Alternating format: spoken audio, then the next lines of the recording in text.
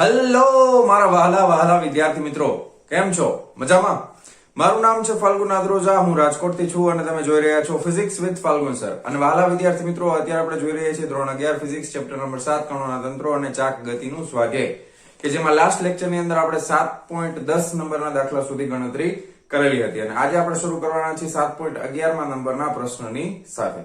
તો ચાલો શરૂ કરીએ. આજનો લેક્ચર ટેક્સ્ટ બુક તૈયાર હોવી જોઈએ તમારી પાસે, બરાબર? તો ચાલો 7.11 નંબરનો દાખલો સ્વાધ્યાયનો શું કહે છે કે સમાન દળ અને સમાન ત્રિજ્યા ધરાવતા એક પોલા નળાકાર અને ઘન ગોળા પર સમાન મૂલ્યનું ટોર્ક લાગુ પડેલ છે. એક પોલો નળાકાર છે, એક ઘન ગોળો છે, બે ઉપર સમાન મૂલ્યનું ટોર્ક લાગુ પાડ્યું છે. નળાકાર તેના પ્રમાણભૂત સમમિતિ અક્ષને અનુલક્ષીને ચાક ગતિ કરવા માટે મુક્ત છે અને ગોળો એ તેના કેન્દ્રમાંથી પસાર થતી અક્ષને અનુલક્ષીને ચાક ગતિ કરવા માટે મુક્ત છે. એટલે નળાકારમાં કઈ પ્રમાણભૂત અક્ષની વાત કરે છે? ધારો કે આપણે તમને જસ્ટ ખાલી સમજાવી દઉં કે ધારો કે આ રીતના કોઈ નળાકાર હોય, બરાબર? હવે આની પ્રમાણભૂત અક્ષ એટલે કઈ થાય? તો કે એની વચ્ચેથી જે પાસ થતી હોય આ પ્રમાણભૂત અક્ષ, આને અનુલક્ષીને ચાક ગતિ. રેડી? અને ગોળો છે તો ગોળા માટે તો આ રીતનો કોઈ ગોળો હોય, ધારો કે હવે એની અક્ષ જે છે એટલે એ કેન્દ્રમાંથી પસાર થતી અક્ષ, એટલે અહીંયાથી તમે કોઈ પણ અક્ષ લઈ લો આ રીતે. હવે આને અનુલક્ષીને એ ગોળ ફરશે. આ રીતે બંને ચાક ગતિ કરે છે. રેડી? ઓકે. આપેલ સમય પછી બંનેમાંથી કોણ વધુ કોણીય ઝડપ પ્રાપ્ત કરશે? કોની કોણીય ઝડપ વધુ હશે એવો પ્રશ્ન આપણને પૂછ્યો છે. આપેલ સમય પછી એટલે ટી સમયના અંતે કોની કોણીય ઝડપ વધારે હશે? તો અહીંયા આગળ ધારો કે આ પોલો નળાકાર છે અને નક્કર ગોળો છે, તો પોલા નળાકાર માટે જડત્વની ચાક માત્રા, હવે એની અક્ષને અનુલક્ષીને છે જડત્વની ચાક માત્રા I બરાબર શું થાય? પોલો નળાકાર એટલે કોના જેવો હોય? તો કે રિંગ જેવો હોય. રિંગ એટલે મૂળભૂત આપણને ખબર જ છે શું થાય? mr². ધારો કે આ નળાકારની ત્રિજ્યા અહીંયાથી r છે, ઓકે, કેપિટલ R, અને આ નક્કર ગોળો છે, તો નક્કર ગોળા માટે જડત્વની ચાક માત્રા, તો નક્કર ગોળા માટે જડત્વની ચાક માત્રા.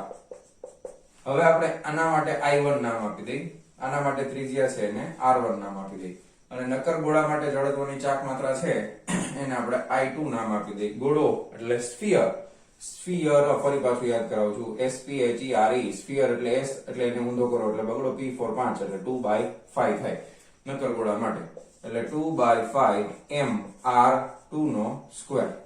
રેડી? ઓકે.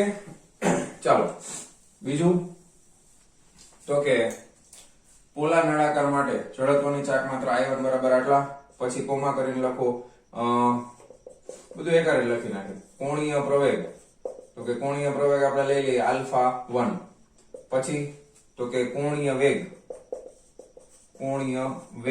એટલે લઈ લઈએ ω1 લેતા, બરાબર? આ બધું આપણે ધારી લીધું, ω1 લેતા.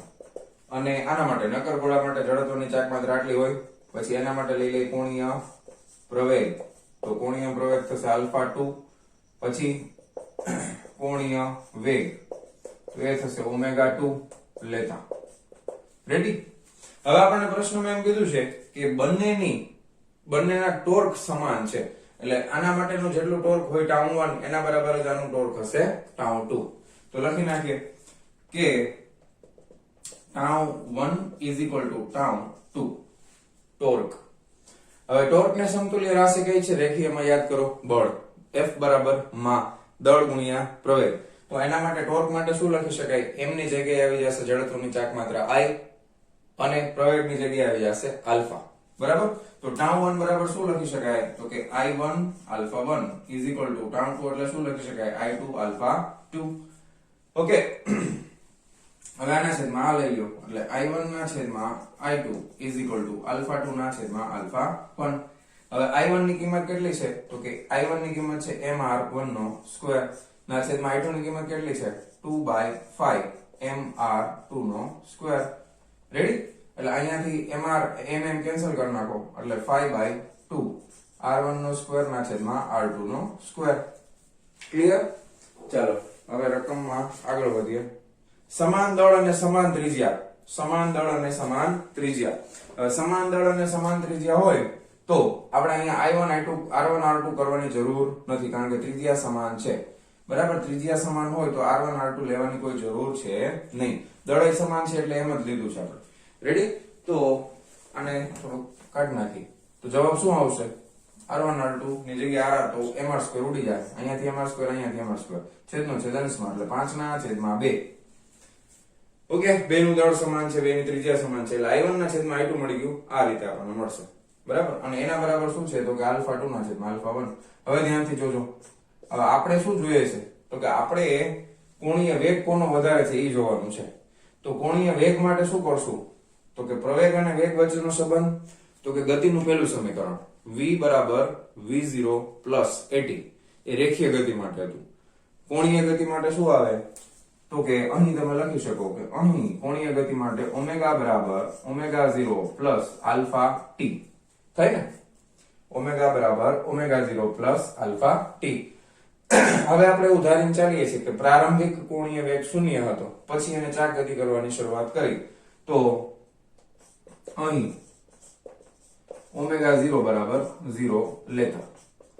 તેથી ω1 બરાબર ω0 ઉડી ગયું, α1 આપેલ સમય એટલે બે માટે સમય સરખો છે ઇન્ટુ t, અને ω2 બરાબર α2 એટલે અને t. બરાબર? હવે અહીંયા α2 ને તમે કરતા બનાવશો તો શું થઈ જશે? ω2 ના છેદમાં t, અને આના માટે α1 ને કરતા બનાવશો તો શું થઈ જશે? ω1 ના છેદમાં t. હવે છેદમાં t ઉડી ગયા એટલે શું વધ્યું? ω2 ના છેદમાં ω1. હવે આ છે 5/2. તો હવે આમાં આના ઉપરથી શું ખબર પડી? જો આ મોટું છે 5, બે નાના છે, તેથી લખી શકાય કે ω2 is greater than ω1. ω2 is greater than ω1. ω2 કોની કોણીય ઝડપ છે? તો કે કોની કોણીય ઝડપ છે? 2 બે નંબર કોના માટે છે? ગોળો. તો કે ગોળો છે એની ઝડપ કોના કરતા વધારે હશે? ગોળાની ઝડપ નક્કર નળાકાર કરતા વધારે હશે, જે સાબિત થાય છે. બરાબર? તો લખી નાખો ફટાફટ વિડિયો પોઝ કરી. ચાલો જવા દઉં છું. ચાલો સ્વાધ્યાયનો 7.12 નંબરનો પ્રશ્ન શું કહે છે કે 20 કિલોગ્રામ દળનો એક નક્કર નળાકાર તેની અક્ષને અનુલક્ષીને 100 રેડિયન પ્રતિ સેકન્ડ કોણીય ઝડપથી પરિભ્રમણ કરે છે. હવે જે આપેલું છે એ લખતા જઈએ. બરાબર? નક્કર નળાકાર, તો અહીંયા લખી નાખીએ કે નક્કર નળાકાર નું દળ કેપિટલ M બરાબર 20 કિલોગ્રામ. ઓકે, ચાલો પછી બીજું શું આપ્યું છે? તેની અક્ષને અનુલક્ષીને 100 રેડિયન પ્રતિ સેકન્ડ કોણીય ઝડપ. અહીંયા લખી નાખો ને ભાઈ, કોણીય ઝડપ ઓમેગા બરાબર 100 રેડિયન સેકન્ડ ઇનવર્સ એટલે પ્રતિ સેકન્ડ થઈ ગયું. હા, આ નળાકારની ત્રિજ્યા 0.25 મીટર છે, તો લખી નાખો ભાઈ ત્રિજ્યા r બરાબર 0.25 મીટર. હા, આ નળાકારની ચાક ગતિ સાથે સંકળાયેલી ગતિ ઊર્જા કેટલી હશે? ગતિ ઊર્જા એટલે k બરાબર ક્વેશ્ચન માર્ક, પણ ચાક ગતિ સાથે કીધું છે. તેની અક્ષને અનુલક્ષીને આ નળાકારના કોણીય વેગમાનનું માન કેટલું હશે? એટલે કોણીય વેગમાનનું મૂલ્ય એટલે માનાંકમાં સદિશ l. આ બે વસ્તુ ગોતવાની છે. બરાબર? ઓકે, ચાક ગતિને અનુલક્ષીને એટલે i, એટલે ટૂંકમાં જડત્વની ચાક માત્રા સાથે સંકળાયેલી, એટલે એક દુ તેનો mv² નહીં લઈએ આપણે. શું લેશું? m ની જગ્યાએ i ને v ની જગ્યાએ ઓમેગા. બરાબર ને? એવું જ પૂછ્યું છે આપણને. તો લખી શકાય કે ભાઈ અહીં નક્કર નળાકાર માટે તો લખો નક્કર નળાકાર માટે જડત્વની ચાક માત્રા i. યાદ કરો, નક્કર નળાકાર એટલે ડિસ્ક જેવું છે ને. ડિસ્ક એટલે ડિવાઇડેડ બાય સ્મોલેસ્ટ, એટલે d mr²/2 સ્મોલેસ્ટ એટલે બગડો. એના જેવો જ નક્કર નળાકાર હોય તો એના માટે થઈ જશે mr²/2 is equal two m આપેલું છે 20 ગુણ્યા r નો સ્ક્વેર એટલે 0.25 નો વર્ગ ના છેદમાં બગડો 2 દાણ 20. 25 નો વર્ગ કેટલો થાય? તો કે 25 નો વર્ગ થાય 625 થાય ને, અને ગુણાકારમાં 10 અને ભાગાકારમાં પોઈન્ટમાં છે એટલે 1 2 3 ને 4. ઓહો, બહુ ગયો. તો આ થઈ ગયું 0.625 બરાબર ને 625 ભાગ્યા 1000 એટલે 0.625 થઈ ગયું છે અને જડત્વની ચાક માત્રાનો એકમ શું થાય કિલોગ્રામ ઇન્ટુ મીટરનો સ્ક્વેર રેડી એકમ ભૂલાય નહીં ખાસ એકમ નહીં ભૂલવાના ચાલો હવે આપણે ચાક ગતિ સાથે સંકળાયેલ ગતિ ઊર્જા તો લખો ચાક ગતિ સાથે સંકળાયેલ ગતિ ઊર્જા K બરાબર 1/2 I ઓમેગા સ્ક્વેર 1/2 I કેટલા છે I છે 0.625 ગુણ્યા ઓમેગા આપ્યા છે 100 રેડિયન પ્રતિ સેકન્ડ એટલે 100 નો વર્ગ કરો એટલે 2 મીંડા વધારે નાખી દેવાના તો આના 3 મીંડા છે 1 મીંડું એક્સ્ટ્રા કરી નાખી એટલે જો ડાયરેક્ટ 6250 ભાગ્યા 2 બરાબર 2 તેરી 6 2 એકુ 2 2 દુ 4 1 વધ્યા 2 પંચા 10 રેડી તો આ ઊર્જાનો એકમ થઈ જશે જૂલ 3125 જૂલ 3125 જૂલ ચાક ગતિ સાથે સંકળાયેલી ગતિ ઊર્જા મળી ગઈ ઓકે વેરી ગુડ પછી કોણીય વેગમાન નું મૂલ્ય છે માનાંકમાં L હવે કોણીય વેગમાન રેખીયમાં હોય તો શું આવે m v અહીંયા શું આવશે I ઓમેગા ઓકે તો માત્ર મૂલ્ય છે એટલે I ઓમેગા ઓકે ચાલો I આપણી પાસે છે તો કે આ છે ને 0.625 into omega omega omega omega 100 લઈ લેશું એટલે 62.5 આવશે કોણીય વેગમાન ઓકે કોણીય વેગમાન નો એકમ આપણે જોશે ને હવે I નો એકમ શું છે kg * metre square kg * metre omega એટલે રેડિયન પ્રતિ second so kg * metre square પ્રતિ સેકન્ડ અથવા સેકન્ડ ઇન્વર્સ રાખો કાઈ વાંધો નથી સેકન્ડ ઇન્વર્સ રાખી દો તોય કાઈ વાંધો નથી બસ રેડી ચાલો લખી નાખો બહુ સિમ્પલ દાખલો છે સાવ બસ સૂત્ર આવડે એટલે થઈ જાય ચાલો જવા દઉં છું આ વિડિયો પોસ્ટ કરીને લખી નાખજો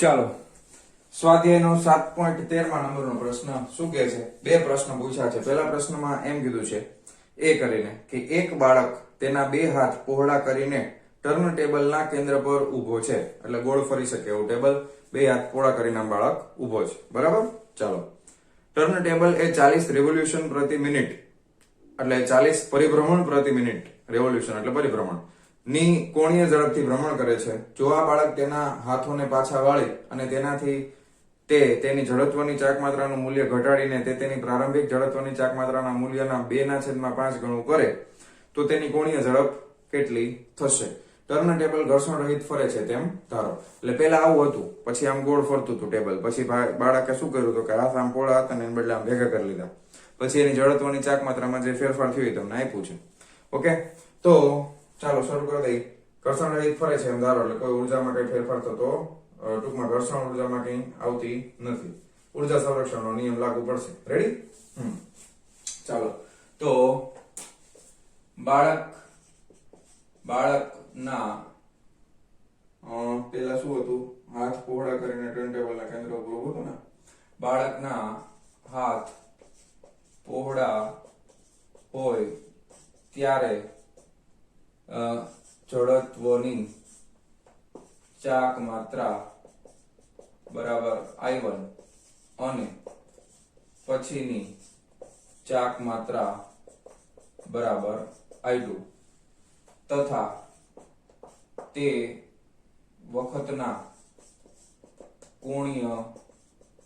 કોણીય વેગ અનુક્રમે ω1 અને ω2 લેતા બરાબર હવે રકમમાં આપણને આપ્યું છે શું આપ્યું છે કે જડત્વની ચાક માત્રાના મૂલ્યના 2/5 ગણું કરે બરાબર એટલે I2 બરાબર ઈ પ્રારંભિકના 2/5 ગણો એટલે I2 બરાબર 2/5 I1 થશે ઓકે અને ટર્ન ટેબલ એ કોણીય ઝડપથી ભ્રમણ કરે છે કોણીય ઝડપ પ્રારંભિકમાં ω1 લેવી પડશે ને પ્રારંભિકમાં એટલે એ આપણે લઈ લેશું 40 ઓકે એ છે રેવોલ્યુશન પ્રતિ મિનિટ હવે આમાં રેવોલ્યુશન એટલે પરિભ્રમણ હવે ગુજરાતીમાં લખી દઉં ઘણાને વળી ડાઉટ થાય કે સર આ REV એટલે શું રેવોલ્યુશન થાય એટલે આ 40 પરિભ્રમણ પ્રતિ મિનિટ આમાં વાંધો નથી પરિભ્રમણ એક પરિભ્રમણમાં કેટલો ખૂણો કપાય તો કે એક ચક્કર ફરે એટલે 2π જેટલું 2π રેડિયન જેટલો ખૂણો કપાય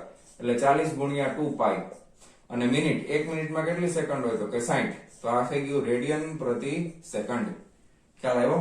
મીંડું મીંડું કેન્સલ, 2 દુ 4, 2 તેરી 6 એટલે 2 દુ 4 ના છેદમાં 3, 4 પાઈ બાય 3. આ આવશે રેડિયન પ્રતિ સેકન્ડ. ઓકે, આ આપણને ઓમેગા 1 મળી જશે. હવે ધ્યાન આપજો. હવે આપણને પ્રશ્ન એમ પૂછ્યો છે પહેલામાં કે ટર્ન ટેબલ ઘર્ષણ, તો તેની કોણીય ઝડપ કેટલી થશે? હવે આ ઓમેગા 2 પૂછ્યું છે, ઓમેગા 1 આપેલું છે, આ આપેલું છે, ઓમેગા 2 આપણે મેળવવાનું છે. રેડી? પ્રશ્ન એમ છે ઓમેગા 2 મેળવવું છે. બોલો કેવી રીતે મળશે? ટર્ન ટેબલ ઘર્ષણ રહિત છે તો કયો નિયમ વપરાય? બોલો. અહીં કોણીય વેગમાન, કારણ કે આ અને ઓમેગા સાથે સંકળાયેલી ભૌતિક રાશિ કઈ છે? કોણીય વેગમાન. ખાલી વેગમાન હોય તો ફરીથી P = m * v. કોણીય વેગમાન હોય તો m ની જગ્યાએ I, v ની જગ્યાએ ઓમેગા થશે ને. અહીં કોણીય વેગમાન સંરક્ષણના નિયમ પરથી પ્રારંભિક કોણીય વેગમાન બરાબર અંતિમ કોણીય વેગમાન એટલે માનાંકમાં L1 બરાબર માનાંકમાં L2 બંનેના મૂલ્ય સમાન જ હોય.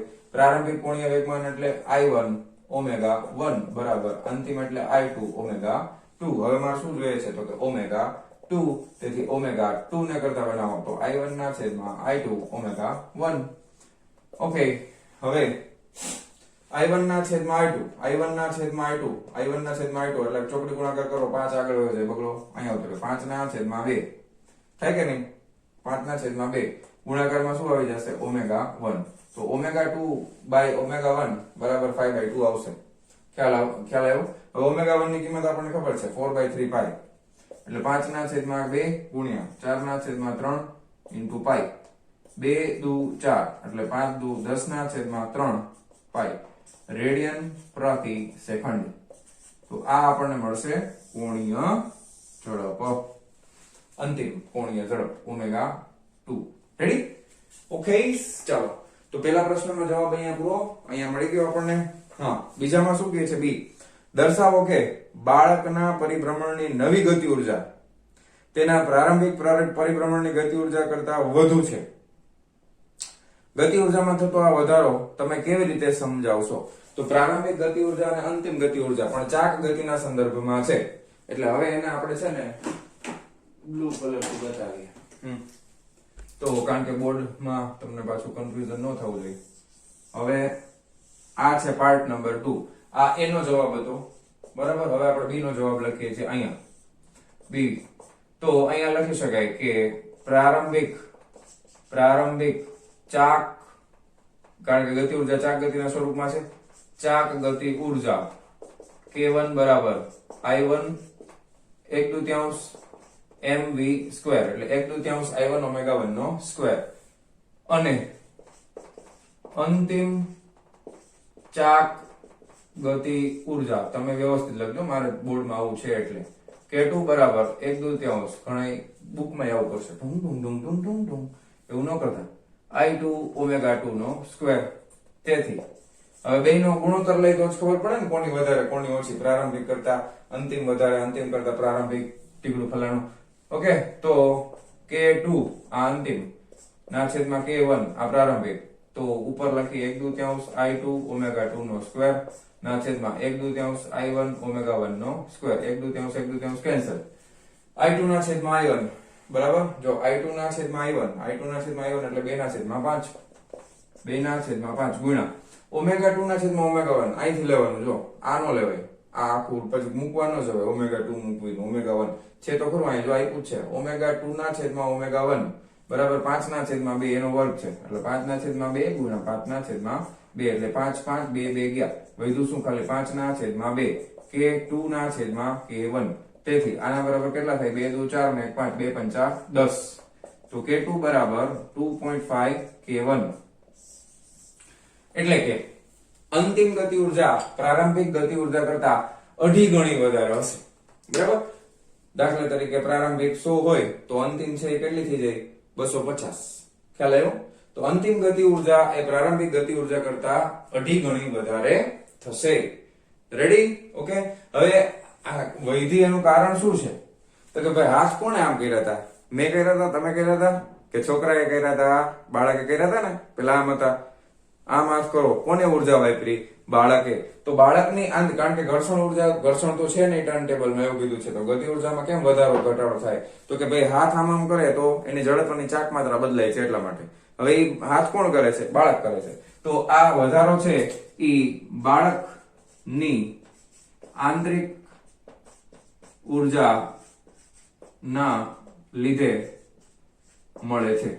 બરાબર? વધારો કોના લીધે મળે છે? તો કે બાળકની આંતરિક ઉર્જાના લીધે આ ગતિ ઉર્જામાં થતો વધારો આપણને મળશે. બરાબર? તો છાપી મારો ફટાફટ વિડીયો પોસ્ટ કરીને. ચાલો જવા દઉં છું. ચાલો ચાલો વિદ્યાર્થી મિત્રો, સ્વાધ્યાય 7.14 નંબરનો પ્રશ્ન, આકૃતિ ઓલરેડી દોર નાખી છે મેં.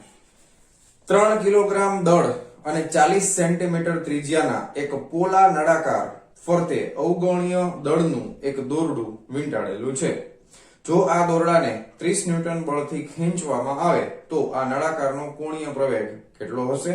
દોરડાનો રેખીય પ્રવેગ કેટલો હશે? એમ ધારો કે અહીં દોરડું સરકતું નથી. હવે તમને જે ડેટા આપેલો છે, હવે તમે જુઓ, આ પોલો નળાકાર છે, એના ઉપર એક દોરડું વીંટાળો છો, બ્લુ કલર થી જે દેખાય છે. હવે એને તમે ખેંચો તો કેટલા બળથી ખેંચો છો? તો કે 30 ન્યૂટન થી. હવે આને આપણે 3D માં જોઈએ તો આ રીતનું દેખાય, અને અહીંયાથી તમે જોશો સામેથી તો તમને એક આ પોલો નળાકાર દેખાશે, અને અહીંયા સ્પર્શીય ઘટકના સ્વરૂપમાં બળ લાગતું હોય એવું દેખાશે. બરાબર? આપણે કેમ ફિરકીમાં દોરી ખેંચતા હોય, પતંગ ચગાવતા હોય ઉતરાણ વખતે ફિરકીમાં દોરી કેમ ખેંચીએ, તો એ રીતના એ પોલો નળાકાર છે અને દોરી ખેંચીએ છીએ. તો આ બળ છે એ સ્પર્શકની દિશામાં લાગે ને, આ વર્તુળના સ્પર્શકની એટલે નળાકારના સ્પર્શકની દિશામાં બળ લાગે. એ ખાસ ધ્યાનથી આપણે સમજશું. બરાબર? હાલો હવે આપણે જે આપ્યું છે એ લખતા જઈએ. 3 કિલોગ્રામ દળ, તો અહીંયા આગળ લખતા જઈએ કે ભાઈ નળાકારનું દળ m બરાબર 3 કિલોગ્રામ. ઓકે, અને ત્રિજ્યા 40 સેન્ટીમીટર છે. તો લખી નાખીએ કે ભાઈ ત્રિજ્યા કેપિટલ R બરાબર 40 સેન્ટીમીટર. સેન્ટીમીટરમાં હાલે નહીં, SI એકમમાં ફેરવી નાખીએ તો 100 1 મીટર બરાબર 100 સેન્ટીમીટર થાય. એટલે ભાંગ્યા 100 કરો એટલે શું આવશે? તો કે 0.4 મીટર. ઓકે ઓકે, અને એના ઉપર લાગતું બળ F બરાબર કેટલું લાગે છે? તો કે 30 ન્યૂટન જેટલું બળ લાગે છે. ક્લિયર? હવે આપણે શું ગોતવાનું છે? કોણીય પ્રવેગ કેટલો હશે? તો કોણીય પ્રવેગ આલ્ફા બરાબર ક્વેશ્ચન માર્ક, અને રેખીય પ્રવેગ એટલે a બરાબર ક્વેશ્ચન માર્ક. એમ ધારો કે અહીં દોરડું સરકતું નથી. ઓકે, ચોટેલું જ છે, સરકતું નથી. તો અહીંયા આગળ સૌથી પહેલા કોણીય પ્રવેગ જોઈએ છે, તો આપણે શું કરશું? ધ્યાન આપજો. સૌથી પહેલા આપણે m અને r આપેલું છે, તો પોલા નળાકાર માટે જડત્વની ચાક માત્રા પહેલા મેળવી લઈએ. ઓકે, પોલા નળાકાર માટે જડત્વની ચાક માત્રા I બરાબર, પોલો નળાકાર એટલે કોના જેવો થાય? તો કે રિંગ જેવો થાય ને, રિંગ જેવો પોલો નળાકાર જ છે. તો એના માટે સિમ્પલ સૂત્ર mr². ઓકે, હવે દળ છે 3, r નો સ્ક્વેર, r છે 0.4, આનો વર્ગ, ચોકે ચોકે 16 તેરી 48 ના છેદમાં 100. બરાબર ને? એટલે 0.48 થાય. જડત્વની ચાક માત્રાનો એકમ કિલોગ્રામ ઇન્ટુ મીટર સ્ક્વેર. ખ્યાલ આવ્યો ને? ચોકે ચોકે 16 તેરી 48, અને અહીંયા 0.4 છે એટલે છેદમાં 100, 0.48 કિલોગ્રામ ઇન્ટુ મીટર સ્ક્વેર. જડત્વની ચાક માત્રા મળી ગઈ. બહુ સરસ, વેરી ગુડ. હવે આપણે આલ્ફા જોઈએ છે, I મારી પાસે છે, તો હવે બળ આપેલું છે, તો શું કરવું જોઈએ? તો કે બળ આપેલું છે, ત્રિજ્યા આપેલી છે, તો ટોર્ક ગોતી લેવાય. શું ગોતી લેવાય? ટોર્ક. અહીં નળાકાર પર લાગતું torque tau is equal two, હવે સમીકરણ શું છે ટોર્કનું? તો કે r ક્રોસ f છે, એટલે કે r f sin થીટા છે, એટલે કે f અને r પરપેન્ડિક્યુલર છે. હા, હવે અહીં ખૂણો કેટલો બને? જો તમે દોરડું ખેંચો તો એ ત્રિજ્યાની સાથે કેટલો ખૂણો બનાવે? અહીંયા તમે જો ખાસ આ 90 નો ખૂણો બનાવે, તો sin 90 બરાબર 1, એટલે આ લંબ અંતર થશે ને, આ દોરડાથી આ કેન્દ્રથી કયું અંતર થશે? લંબ અંતર. એટલે આ r પરપેન્ડિક્યુલર એટલે આપણા માટે શું છે? તો કે કેપિટલ R જ છે. તો f * r કરી દઈ, તો f આપેલા છે 30 અને r આપણને ખબર છે કેટલા છે? 0.4. 0.4 એટલે 4 તેરી 12. ટોર્ક એટલે એકમ શું થઈ જશે? બળનું એકમ ન્યૂટન, r એટલે મીટર, ન્યૂટન ઇન્ટુ મીટર. તો આ ટોર્ક. હજી એક સૂત્ર આપણને ખબર છે જેના ઉપરથી હવે આપણને શું મળશે? આલ્ફા. ઓકે, પરંતુ torque tau is equal two I alpha. તેથી આલ્ફા બરાબર ટોર્ક ના છેદમાં I. ટોર્ક કેટલું મળ્યું 12 ના છેદમાં i. જડત્વની ચાક માત્રા કેટલી છે 0.48 છે એટલે 48 ના છેદમાં 100 છેદનો છેદ અંશમાં જવા દે 12 ચોક 48 અને 25 ચોકુ 100 તો આ થઈ જશે 25 રેડિયન પ્રતિ સેકન્ડ નો વર્ગ. ક્લિયર? ઓકે, આલ્ફા મળી ગયો. પહેલા પ્રશ્નનો જવાબ ઓકે. હવે ખાસ બીજામાં જોજો. હવે આ રેખીય પ્રવેગ પૂછ્યો છે. હવે રેખીય પ્રવેગ કેવી રીતે મળે? તો કે રેખીય પ્રવેગ માટે f બરાબર માં એવું નથી કરવાનું, કારણ કે આ નળાકારનું દળ છે. આપણે રેખીય પ્રવેગ મેળવવાનો છે. હવે ખાસ સમજજો બરાબર. તમે જ્યારે દોરડું ખેંચો ત્યારે એની પાસે પ્રવેગનો કયો ઘટક હોય? તો કે પ્રવેગનો સ્પર્શીય પ્રવેગ હોય. કારણ કે પ્રવેગિત શું થાય છે? તો કે દોરડું પ્રવેગિત થાય છે ને. દોરડું કઈ દિશામાં છે? તો નળાકારના સ્પર્શકની દિશામાં છે.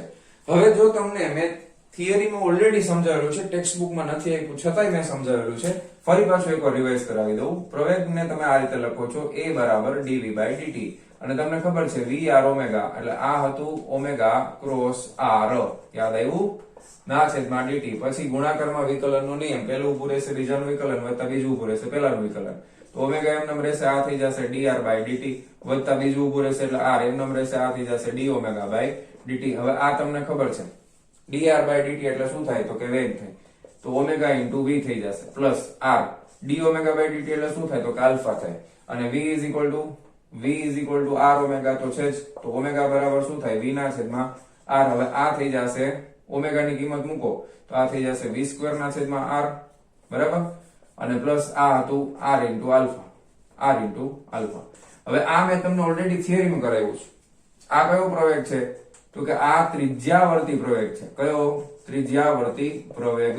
અને કેન્દ્રગામી પ્રવેગ પણ આપણે નામ આપ્યું છે, કેન્દ્રગામી પ્રવેગ. અને આ છે ને આને કહેવાય સ્પર્શીય પ્રવેગ. શું કહેવાય? સ્પર્શીય પ્રવેગ.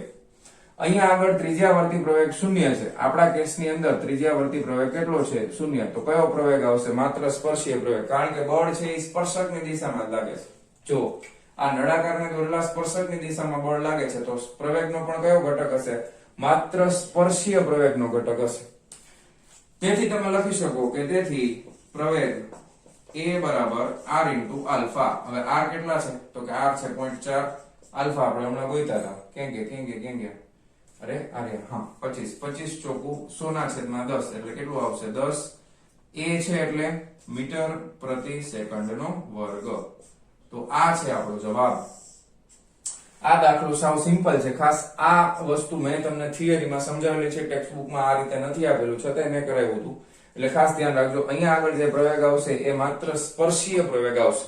ત્રિજ્યાવર્તી પ્રવેગ 0 થશે કારણ કે બળ છે એ માત્ર સ્પર્શકની દિશામાં લાગે છે. એટલે પ્રવેગ મળી જશે r ઇન્ટુ આલ્ફા ના સ્વરૂપમાં 10 મીટર પ્રતિ સેકન્ડ નો વર્ગ.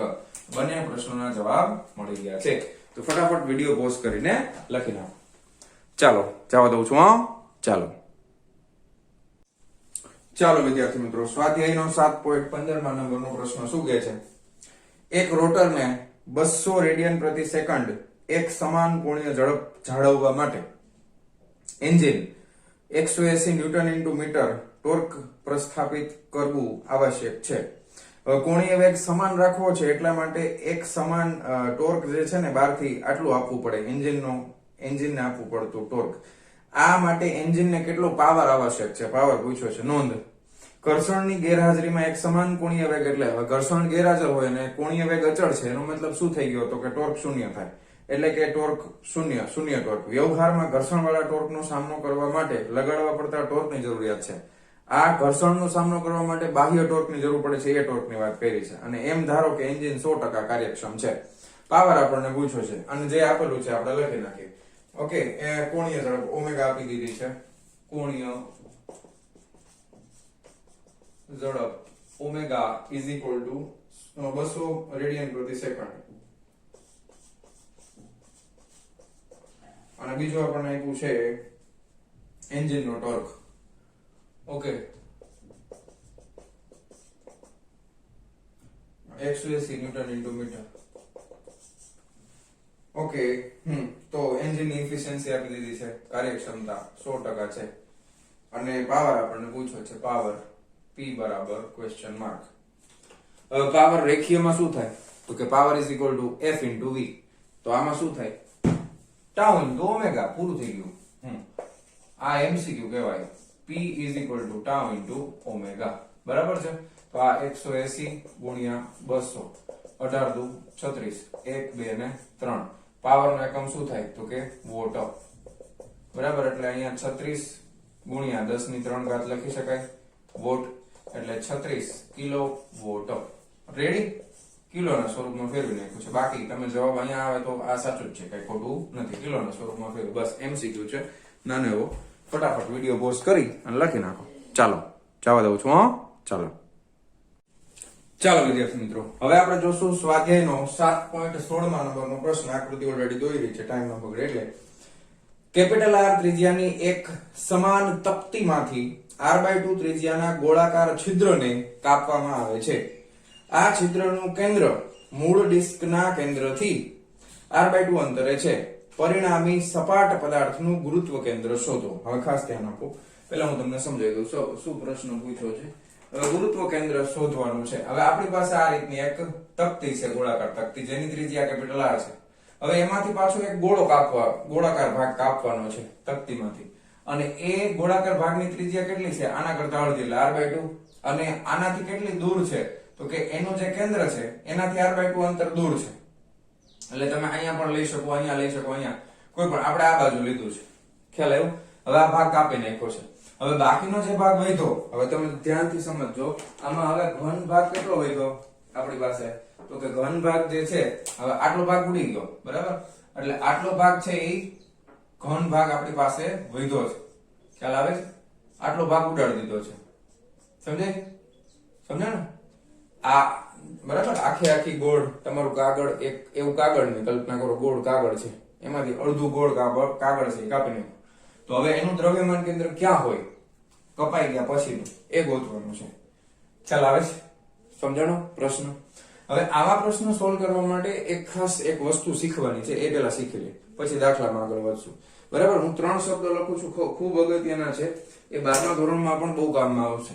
ઓકે, જો પેલું આવે છે રેખીય ઘનતા.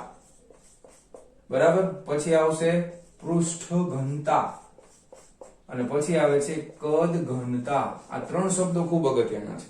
રેખીય ઘનતા એટલે માત્ર એક જ યામ હોય. રેખીય ઘનતા એટલે માત્ર એક જ યામ હોય. ઓકે, કેટલા યામ હોય તો કે માત્ર એક યામ હોય. એટલે x અક્ષ હોય, કાં તો y અક્ષ હોય, કાં તો z અક્ષ હોય. પૃષ્ઠ ઘનતા એટલે 2 યામ હોય. યામ કેટલા હોય તો કે 2. એટલે કે આની અંદર 2 અક્ષો હશે, xy હોય, yz હોય, અથવા તો x ને z હોય. કદ ઘનતા એટલે કે કેટલા યામ હોય તો કે 3 યામ હોય. ઓકે, હવે રેખીય એટલે માત્ર આની પાસે એક જ ઘટક હોય, તો શું હોય? માત્ર લંબાઈ હોય. પૃષ્ઠ ઘનતા એટલે ક્ષેત્રફળ હોય. આની પાસે શું હોય તો કે આની પાસે ક્ષેત્રફળ હોય. અને કદ ઘનતા એટલે 3 યામ છે, એટલે આની પાસે શું હોય? આની પાસે કદ હશે. બરાબર, લંબાઈ આની પાસે માત્ર લંબાઈ હોય, આની પાસે ક્ષેત્રફળ હોય, આની પાસે કદ હોય. આપણને શું આપ્યું છે? આપણને આપી છે એક ગોળાકાર તક્તી. ફરીથી 7.16 r ત્રિજ્યાની એક સમાન તક્તી. સમાન તક્તી એટલે કાગળ જેવું ગણવાનું. જાડાઈને આપણે અવગણી નાખશું, તો જાડાઈને અવગણી નાખીએ તો માત્ર શું હોય? ક્ષેત્રફળ હોય. બરાબર છે. હવે પૃષ્ઠ ઘનતા એટલે શું તો કે પૃષ્ઠ ઘનતા એની વ્યાખ્યા છે દળના છેદમાં ક્ષેત્રફળ. બરાબર, પૃષ્ઠ ઘનતા એટલે શું થાય? દળના છેદમાં ક્ષેત્રફળ. કદ ઘનતા એટલે શું થાય તો કે દળના છેદમાં કદ. રેખીય ઘનતા એટલે શું થાય તો કે દળના છેદમાં લંબાઈ. ખ્યાલ આવ્યો? ઓકે, બહુ સરસ, વેરી ગુડ. રેખીય ઘનતા માટેની સંજ્ઞા છે લેમ્ડા. આ બધું સાઈડમાં ટપકાવી દેજો. પૃષ્ઠ ઘનતા માટેની સંજ્ઞા છે સિગ્મા. આને ગ્રીક લેટર સિગ્મા કહેવાય, આને લેમ્ડા કહેવાય. શું કહેવાય? લેમ્ડા. અને કદ ઘનતા માટે સંજ્ઞા છે રો. શું છે સંજ્ઞા? રો. અહીંયા આગળ પૃષ્ઠ ઘનતા છે એટલે સિગ્મા, દળ એટલે m, ક્ષેત્રફળ એટલે a. ક્લિયર? ઓકે, સમજાય છે? આટલી વસ્તુ પહેલા તો વિડિયો પોઝ કરીને લખી નાખો. 12મા ધોરણમાં ખૂબ ઉપયોગી, બધી જગ્યાએ બહુ કામમાં આવશે. બરાબર છે? ઓકે, લખાઈ ગયું? જવા દો.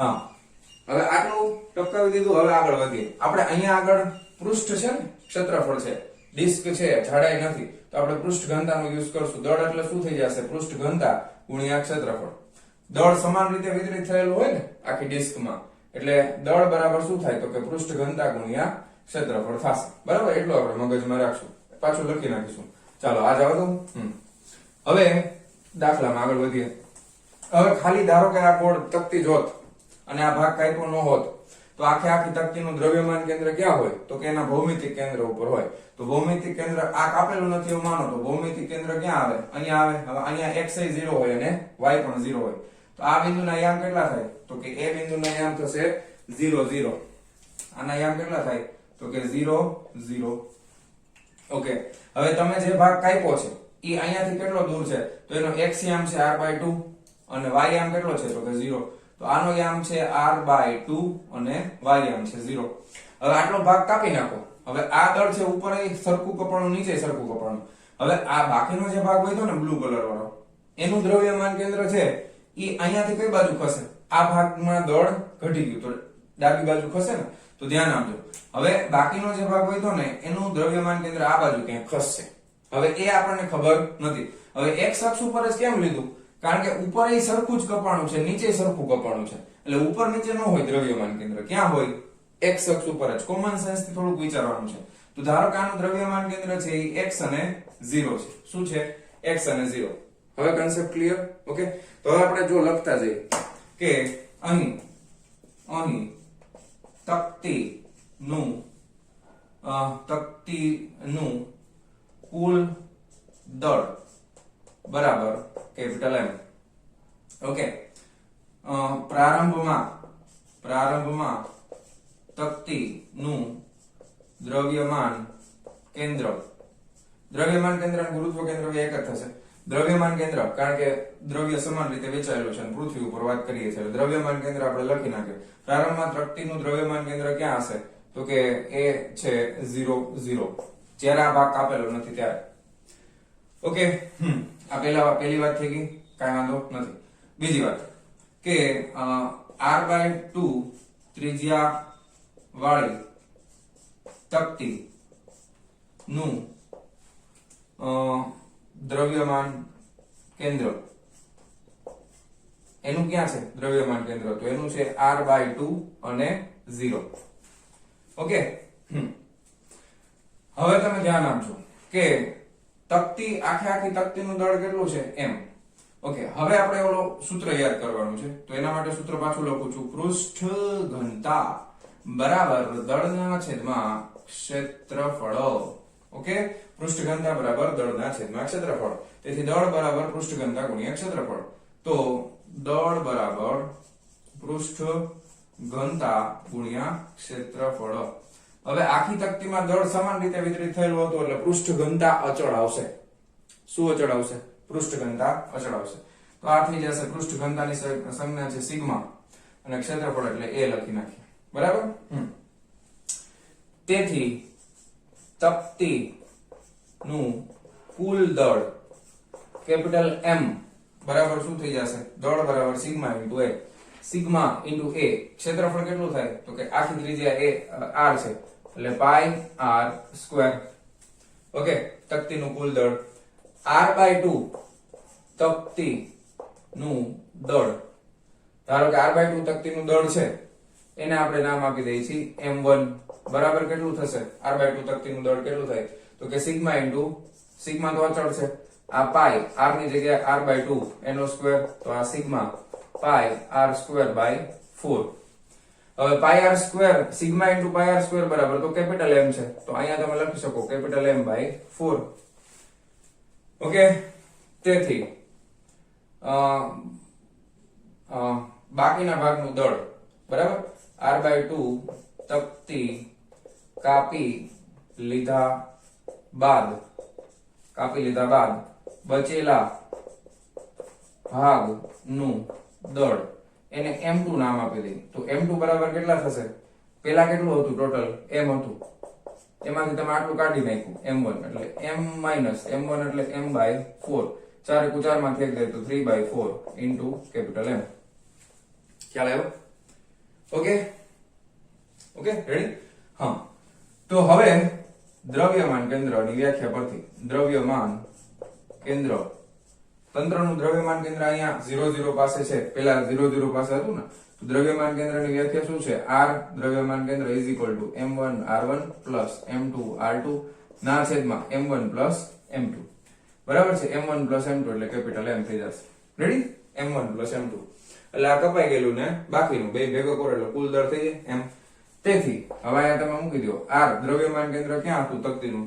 r cm 0 0 પાસે હતું, આ 0 0 થઈ જશે. ઓકે, હવે m1 r1, હવે m1 એટલે કેટલા છે? m/4, m1 એટલે છે m/4, r1 કેટલા છે ધ્યાન આપજો.